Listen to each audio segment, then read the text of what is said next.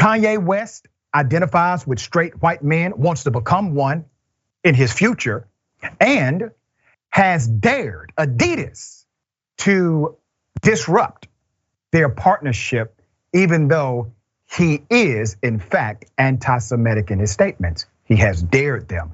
Let me go to the video. Here it is. They'll say you're homophobic. And so I empathize with the position of the straight white male. And part of the reason why I empathize with that position is because I know that I'm headed to that position. And what position that is? Top power position. Oh my God. Okay, so Kanye, as I said, is doing all of this by design.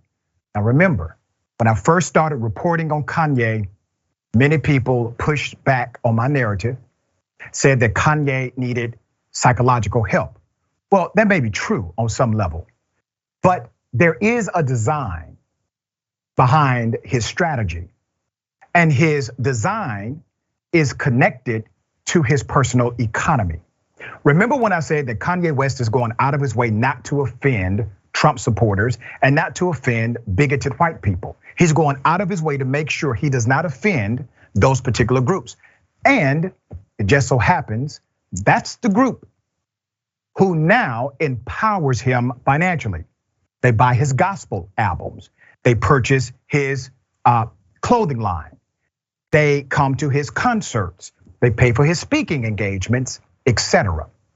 So what has Kanye said? Let's analyze the statement. He now connects with white men, and he's careful not to offend straight white men because he is seeking to become powerful like straight white men. Here's one of the major problems with that statement. He believes that in order to obtain, I guess, power or equality or equity, that he must identify on some level with a white man. You see, that was the sentiment decades ago, that in order to be equal, you must be like white people. In order to have equity, you must be like a white man. You must eat where white people eat. You must stay in hotels where white people stay. According to Kanye, this is his only route to power. Now, he has identified himself and his movement with that of the white male-dominated power structure. And there are people in life, ladies and gentlemen, who will do one or two things. They will either try to figure out how to disrupt these power structures that are adversarial to the common growth and progression of most people in a particular country, or they will people will try to figure out how to fit inside of it. What has Kanye done? He has chosen to simply find his fit inside of this oppressive hierarchy. There's more. He also dared ADIDAS to do something about the fact that he, in fact, makes anti-Semitic statements on the record. Here it is. The thing about it, me and ADIDAS, is like, I could literally say anti-Semitic and they can't drop me. I could say anti-Semitic things and ADIDAS can't drop me. Now what? That's something for Kanye to brag about in his small world. What has he admitted to? Kanye has admitted that he does actually say anti-Semitic things. You could no longer say, oh, what Kanye said is not anti-Semitic. He was simply trying to do A, B, and C. No, Kanye has said on the record, he says anti-Semitic statements. He is, in fact, anti-Semitic. Now, remember, there are people who will say, well, we support Kanye. We think there's truth in what he's saying. Let me remind you, if Kanye would have called for death or DEFCON 3 on all black people or black women, there will be a problem, obviously. But instead, he called for this against Jewish people. And there's debate. I don't know why. Hate is hate, ladies and gentlemen. You cannot become the same evil you seek to destroy. You will not be able to drive out hate with hate. You will not be able to drive out darkness with darkness. It will only happen with light, exposure, transparency. What he's doing is dangerous. What he's doing is engaging in a game that has detrimental consequences at the end of it. Look at what has already happened. Some of the pictures Cause and effect relationship. Let's go to it. On Saturday, the head of an anti-Semitic and white supremacist group and his supporters dropped banners over the 405 in Los Angeles. One banner read, "Kanye is right about the Jews." Kanye West is leading the White Lives Matter movement, which is connected to white supremacy at the highest levels. The group responsible appears to be with the GOYIM Defense League, a loose network of anti-Semitic conspiracy theorists, according to the Anti-Defamation League. Do you see that picture? What are they doing? Look at their hands. Those are the people that Kanye wishes to inspire. Those are the individuals I wish to come against, to fight, and to make sure their ideology is no more. That's what I choose to do. The group also allegedly is responsible for flyers like this all over the Brentwood community. These were found in mailboxes on Sunday, everywhere. Cause and effect relationship. There was another flyer. This was left on cars last week at the Grove. Look at that. And for anybody who is from my community, from the Black community, and you support Kanye, I want to remind you of what he thinks about Black people. Here it is. He says white lives matter. That's what he thinks about Black folk. When you have a campaign to bring attention to the reality of Black suffering in America, he says, no, white lives matter. Not Black lives, white lives.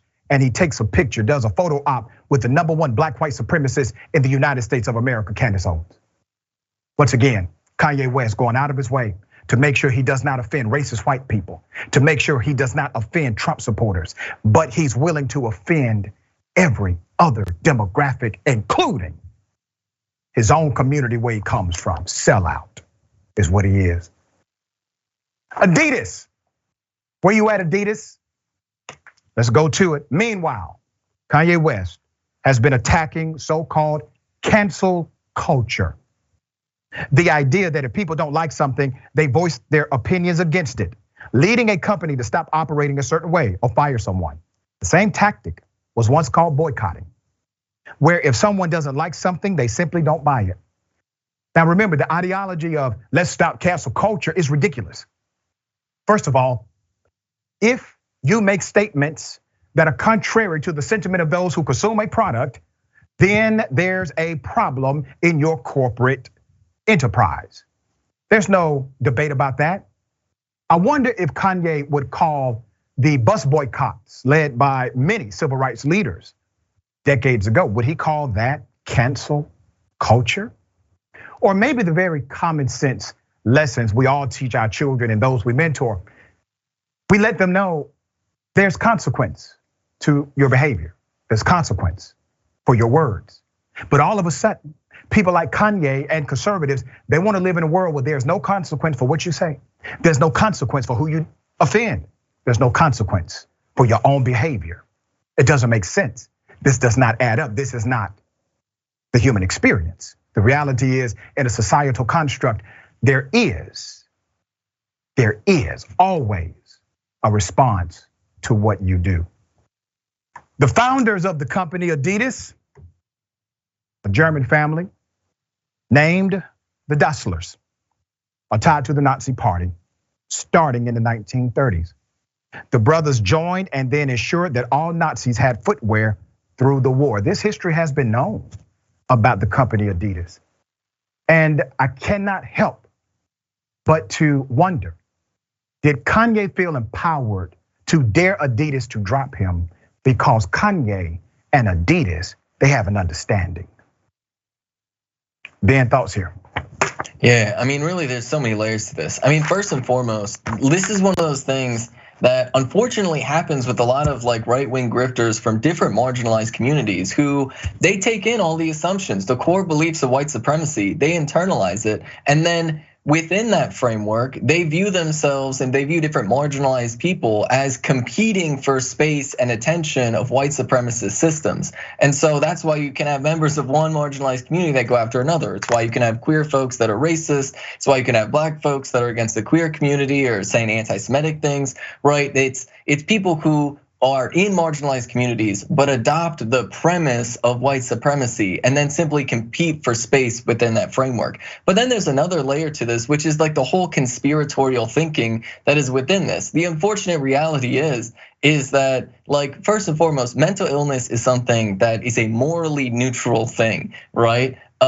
It's not inherently good or bad. It's something that a lot of people struggle with, but it also doesn't excuse bad behavior. And unfortunately, this type of conspiratorial thinking, right, and combined with a ridiculous amount of money and powerful institutions and different like media organizations that are trying to create spectacle, can sort of create this sycophantic environment around people and push these incredibly harmful things. And when you look at the types of conspiracy theories that Kanye West is pushing, unfortunately, it's exactly the same type of thing that like people like Tucker Carlson are pushing. It is quite literally this anti-Semitic conspiracy theory that goes all the way back to 1930s Germany. And it all ties in together. It quite literally ties all of these things together because, like, let's be very, very clear. These people are so disconnected from reality. They think there is a secret group of Jewish people that is turning people gay and trying to replace white people with black and brown folks. It is obviously ridiculous on its face. But the unfortunate reality is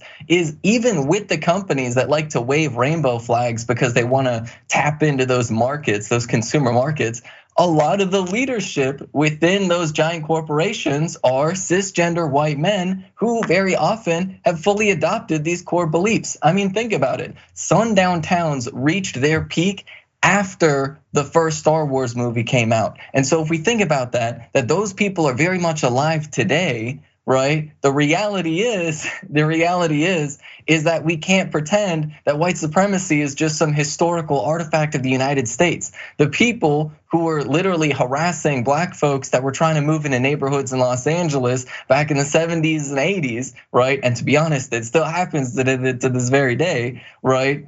Those people are very much alive and unfortunately are in many institutions of power.